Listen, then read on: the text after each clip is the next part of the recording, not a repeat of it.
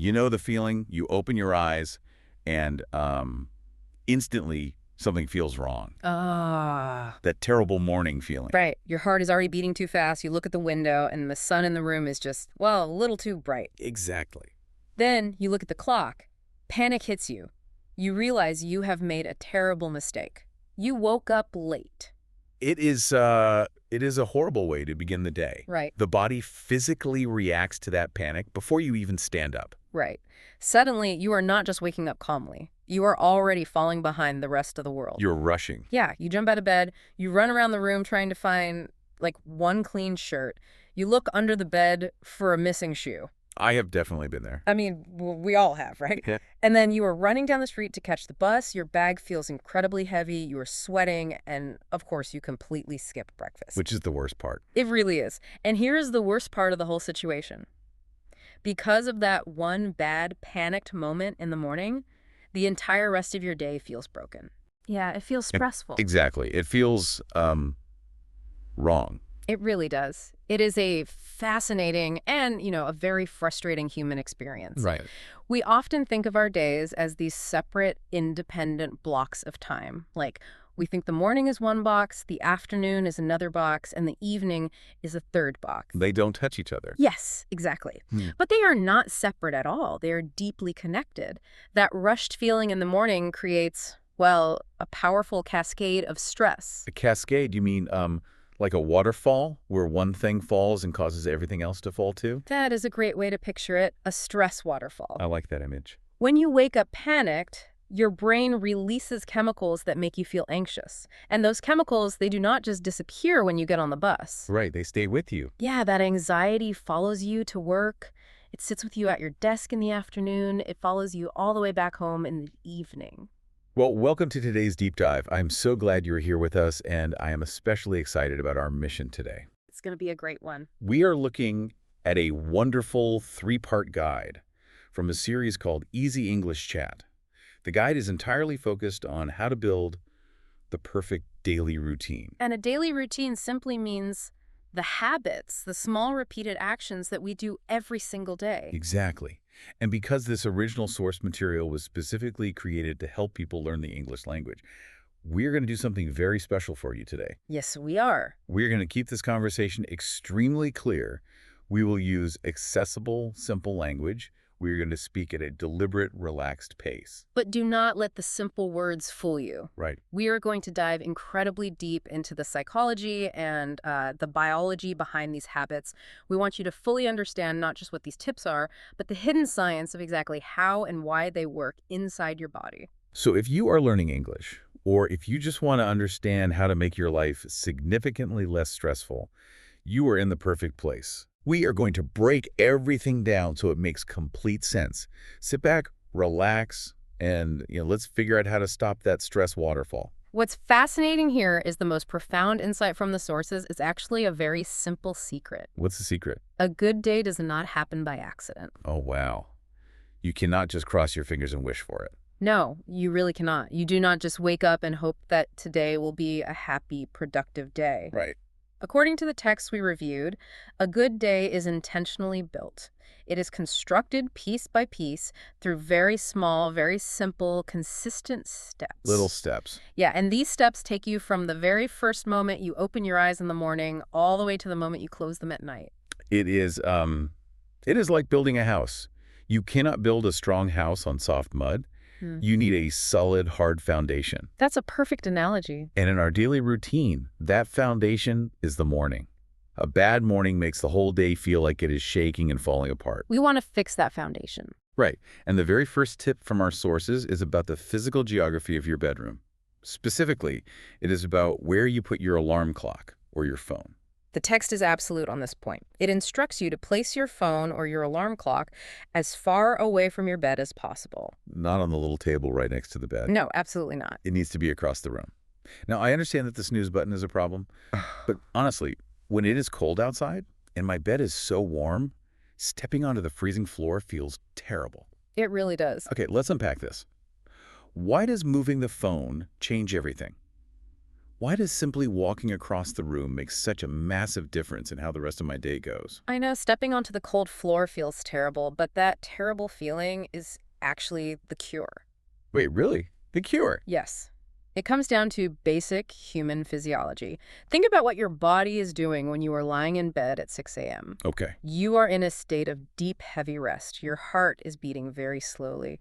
Your blood pressure is at its lowest point. Your muscles are completely soft and relaxed. I am basically a warm rock. Exactly like a warm rock. Now imagine your alarm rings right next to your ear. Okay, my hand reaches out. Right. If you only have to move your arm 6 inches to press the snooze button, you are not changing your physical state at all. Because I'm still lying down. You are still horizontal. You are still resting. You have not asked your heart or your muscles to do any real work.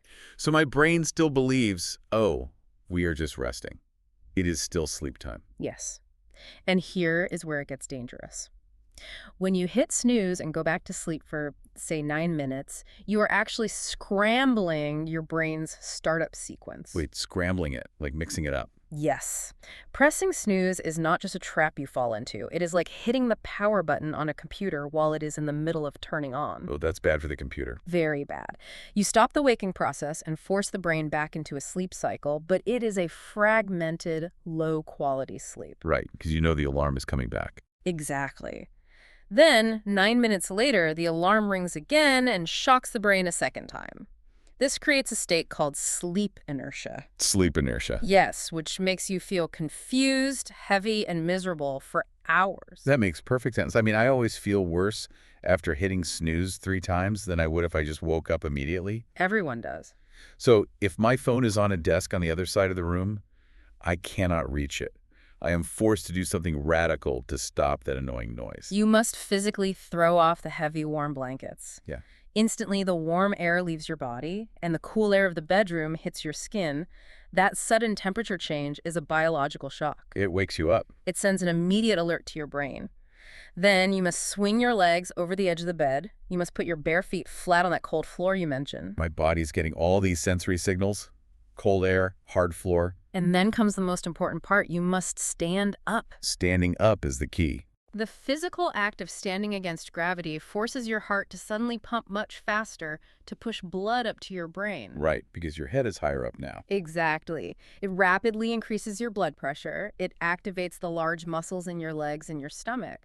By the time you have walked 5 or 6 steps across the room to turn off the phone, your biological machinery is completely turned on. The sleep cycle is officially broken. I physically cannot press the snooze button and fall back asleep while I am standing up in the middle of the room. No, you can't. Unless I want to sleep standing up like a horse, which is not going to happen. Precisely. You have won the first battle of the morning, and you did not even need strong mental willpower to do it. That is the brilliant part. We always try to use our minds to force ourselves to wake up. We tell ourselves, I must be disciplined. But that rarely works. Right. But the source is telling us to use a physical trick instead. Just change the room. If you put the phone far away, the environment forces you to wake up. You are just responding to a smart situation you set up for yourself the night before. Okay, so you are standing up, you walked across the room, you turned off the loud alarm, the room is quiet again. This is a dangerous moment, too. Yes, because you might be tempted to crawl back under those warm blankets. But the source says you must immediately do a task that takes exactly 1 minute. You must make your bed. Make the bed. This is a very common piece of advice, and our source text emphasizes it for a very specific psychological reason. Making the bed means pulling the bottom sheets tight, making the heavy blankets smooth and flat, and putting the pillows in their neat, proper place. But I have to challenge this. I used to argue with my mother about this every single day. A lot of kids do. I would say, why should I make my bed? I am literally just going to sleep in it again tonight. I'm going to mess it up again in 14 hours. It feels like a complete waste of 1 minute. That is a completely logical argument. Yeah. Functionally, an unmade bed sleeps exactly the same as a made bed. Right. It doesn't change the sleep. But the text explains that making your bed has absolutely nothing to do with the bed itself. It has everything to do with your brain.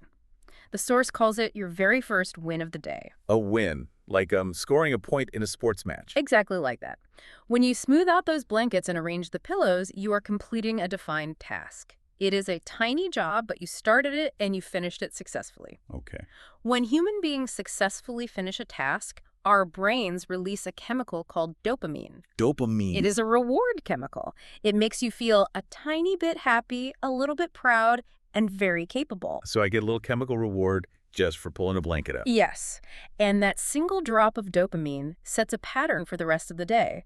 You achieved one small thing, so now your brain is awake and hungry to achieve the next thing. You create positive momentum. I do one good thing, and I want to do another good thing. I brush my teeth, I make breakfast, it snowballs. Exactly, it's a chain reaction. But beyond the brain chemistry, there is also something very powerful about how the room visually looks. If your bed is messy, the blankets are twisted on the floor, the pillows are thrown in the corner, well, the room looks chaotic. It looks like a wild animal slept there. And our brains are constantly scanning our environment. When our eyes see visual chaos, a messy room, our brain interprets that as unfinished work. It stresses us out. It causes a tiny background level of stress, yes. But by taking 60 seconds to pull the blanket flat, you instantly change the entire landscape of the room. You create a large, clean geometric shape right in the middle of your bedroom. The text notes that this makes your brain feel organized. When you walk out of that bedroom to start your day, you leave feeling peaceful. And think about the gift you are giving your future self. When you come home tired after a long day of work, you will walk into a bedroom that feels calm, neat, and welcoming, rather than a room that looks like a stressful disaster. It really is a gift you wrap in the morning and open at night. Beautifully said. Okay, so our eyes are open, we are standing. The bed looks like it belongs in a magazine. We go to the bathroom, we wash our face with cold water, we brush our teeth. And now we walk into what the source identifies as a massive time-wasting danger zone. Oh, yes. This one is huge. I like to call it the 15-minute closet trap. This is a scenario that almost every listener will recognize immediately.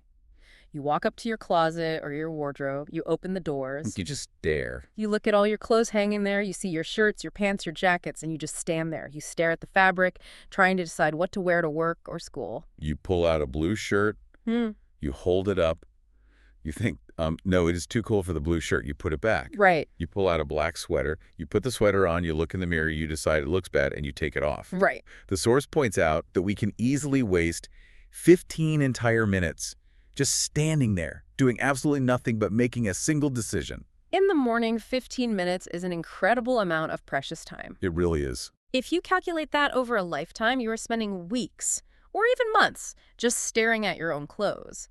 But the real danger here is not just lost time. It is a psychological concept called decision fatigue. Decision fatigue. Does that mean making choices actually makes us tired?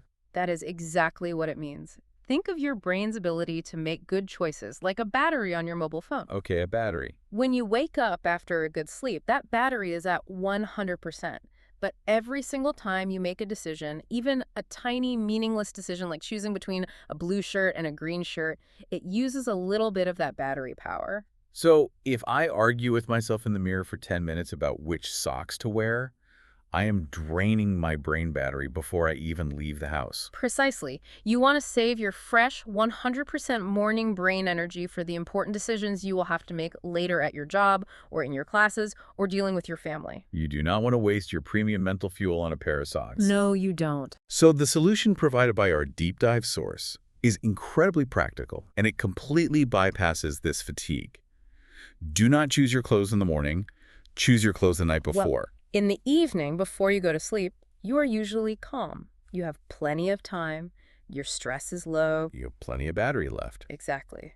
During that evening time, open your closet. Pick out exactly what you want to wear the next day. The shirt, the pants, the underwear, the socks, the shoes, everything. Everything. And then take those clothes and lay them out on a chair in your bedroom. Just leave them folded on a chair. It sounds almost too simple. It is simple, but its effect is profound. When you wake up the next morning, the decision is completely eliminated. The choice has already been made by the yesterday version of you. You do not have to think. You do not have to negotiate with yourself. You just walk over to the chair, pick up the soft clothes, and put them on your body. You have completely removed the friction from your morning. And more importantly, you have just rescued those lost 15 minutes. Which is huge. I love how the characters in the source material talk about this. They point out that you can use those 15 rescued minutes to do something much more important. You could use that time to sit down and eat a proper breakfast. Which brings us directly to the next vital step in building our morning foundation, fueling the body correctly. Fueling the body. This is a massive topic. The text describes a very common but biologically disastrous breakfast habit. Disastrous is the right word. Picture this. Grabbing a sweet, sugary donut and drinking a large coffee filled with flavored syrup and extra sugar. Now, I have to be honest here. Oh, me too. A fresh donut tastes absolutely wonderful. It is fast, it is sweet, and eating it feels like a reward. But the source issues a severe warning about something called a sugar crash. Yes. What exactly is happening inside our organs when we eat that donut? To understand why the sugar crash feels so terrible, we have to look at how the body converts food into energy. When you bite into a donut, you are consuming simple sugars and highly processed carbohydrates. Processed meaning, like, not natural. Right, they have been broken down in a factory already. Because they are so processed, your stomach does not have to do much work. It digests them incredibly fast. So all that sugar just floods into the body at once. Exactly. It rushes directly into your bloodstream like a tidal wave. Suddenly, your blood is full of glucose. And how does that make you feel? For about 30 or 40 minutes, you feel incredible. Your brain lights up. You feel extremely awake. You feel happy. You feel like you have an endless supply of fast energy. You feel like you could run 10 miles and solve a complex math problem at the same time. Yes, but that feeling is a biological illusion. Because that simple sugar digests so rapidly, the energy supply runs out just as fast. Oh, no. To handle the massive wave of sugar, your body releases a huge amount of a hormone called insulin to clear the sugar out of your blood. The insulin works so well that your blood sugar drops violently. It falls off a cliff. That sudden, steep drop is the crash. Usually around 10 a.m. or 10:30 a.m., you suddenly feel incredibly heavy and tired. I know that feeling so well. Your brain feels foggy and confused. You might feel irritable or even slightly angry for no reason. Hangry, people call it. Yes, hangry. Your body is internally screaming, "Emergency! I have absolutely no more fuel." You thought the donut was giving you energy, but you actually designed a trap that caused your own exhaustion. So the donut is essentially fake, temporary energy. Very temporary. The source tells us we must avoid this crash by choosing a completely different category of fuel. It strongly suggests eating protein, things like eggs and brown bread or Greek yogurt mixed with fresh fruit. Much better choices. Why is protein so much better for our morning routine than sugar? It comes down to the speed of digestion. Protein and complex carbohydrates like the grains found in brown bread are physically much harder for your stomach to break down. They make the stomach work for it. Exactly. They do not rush into your blood all at once. Instead, your stomach works on them slowly, releasing energy steadily, a little bit at a time over the course of several hours. I like to picture this like building a fire to keep a house warm. Eating a donut is like throwing a giant pile of newspaper onto a fire. Oh, that's a good way to look at it. The paper catches fire instantly. It burns incredibly bright, the flames go high, and it gets very hot for about 2 minutes. But then, the paper turns to ash, the fire dies completely, and the house gets freezing cold. That is a brilliant analogy. But eating eggs and brown bread is like putting a large, thick, heavy oak log onto the fire. It takes a long time to catch fire, and the flames never get huge. But that log will burn slowly and steadily, giving off a warm, reliable heat that keeps the house perfectly warm all morning long. Exactly. With a breakfast of eggs or yogurt, you are providing your body with that heavy log. You get slow, steady, reliable energy. No crash. Right. You will not experience that terrible, foggy crash at 10:30 a.m. Well, Your brain will have a constant, smooth supply of fuel to help you focus on your work or absorb new information in your classes. the text also mentions a very specific, strict rule about what we should drink in the morning. Yes, the water rule. It says you must drink a large glass of plain water before you ever touch a cup of coffee. Now, I know a lot of people, myself included sometimes, who wake up like zombies and walk directly to the coffee machine. The very first thing that enters their body is hot, dark coffee. Which is actually a very harsh shock to your internal organs. Think about the basic mechanics of sleep. For 7 or 8 hours, you are lying in bed, breathing out moisture, and you do not drink a single drop of liquid. Right, you're just exhaling water all night. When your eyes open, you are in a state of natural, mild dehydration. Your brain, your muscles, and your organs desperately need water to start functioning properly. So my body's like a dry sponge in the morning. Yes, and if you pour highly concentrated, acidic, caffeinated coffee into an empty, dry, dehydrated stomach, it can cause immediate stomach irritation. That makes sense. Furthermore, caffeine is a diuretic, which means it actually signals your body to lose more water. You are taking a dehydrated body and making it more dehydrated. It does not actually help your cells wake up. But by drinking a large glass of plain, cool water first, you are instantly rehydrating that dry sponge. You are giving your organs the pure liquid they need to wash out toxins and start working smoothly. Yes, exactly. Water first, to wake up the organs, then healthy protein food to provide the slow energy. Then finally, you can enjoy that cup of coffee for a little extra mental focus. It sounds like a recipe for a bulletproof morning. It creates a perfectly balanced biological foundation for whatever challenges the rest of the day might bring. Okay, so let us review where we are. We are fully awake, we are dressed easily without wasting brain power, we have good, slow-burning fuel in our stomachs, and we are hydrated. The foundation is built. Now we have to actually leave the house. We have to travel to our office or to our university. This travel time is commonly called our commute. It might be a 20-minute bus ride, a 40-minute train ride, or driving a car. And the final tip for finishing the perfect morning routine is about making this commute genuinely useful. The source material addresses a very specific, modern technological habit here. Fun. Yes. When people sit on a crowded bus or a train in the morning, look around at what they usually do. They sit down, they take out their smartphones, and they passively consume entertaining content. The text specifically uses the example of watching funny cat videos. We have all been guilty of this. You open a social media app and you just scroll. You watch a 10-second funny video, then another, then another. It makes the bus ride go faster. It does. But the guide suggests this is actually a tragic waste of a daily opportunity. The key word there is passively. Watching endless short videos is passive consumption. It does not challenge you. It does not require your brain to build new connections or think deeply. Your mind goes numb. Right. The text strongly suggests replacing that passive, numbing habit with an active, positive habit. Instead of watching random comedy clips, use that commute time, those 20 or 30 minutes, to listen to an English learning audio program or read a chapter of a good book. And I want to pause here and take a moment to connect this directly to you, the person listening to us right now. You are doing exactly what the source recommends. Yes, you are. By putting on this deep dive during your day, you are actively using your time to hear spoken English, to learn complex new ideas, and to improve yourself. It is a fantastic choice. You are starting your day by engaging your mind. When you listen to a thoughtful discussion or read a challenging book during your morning commute, you are doing something called neuroplasticity. You are literally building new pathways in your brain. Wow, building new brain paths. Yes. When you finally arrive at your office or school, you feel like you have already accomplished something intellectual before the workday has even begun. Your brain is warmed up, sharp, and ready to solve problems. It sets a completely different tone than arriving at your desk after 30 minutes of mindless scrolling. Exactly. So let's look at the incredible morning we have built from these sources. We stood up to turn off the alarm, shocking our bodies awake. We made the bed, giving our brain a dopamine win. We easily put on the clothes we laid out last night, saving our decision battery. We ate eggs for slow-burning energy, we hydrated with water, and we learned something new on the bus.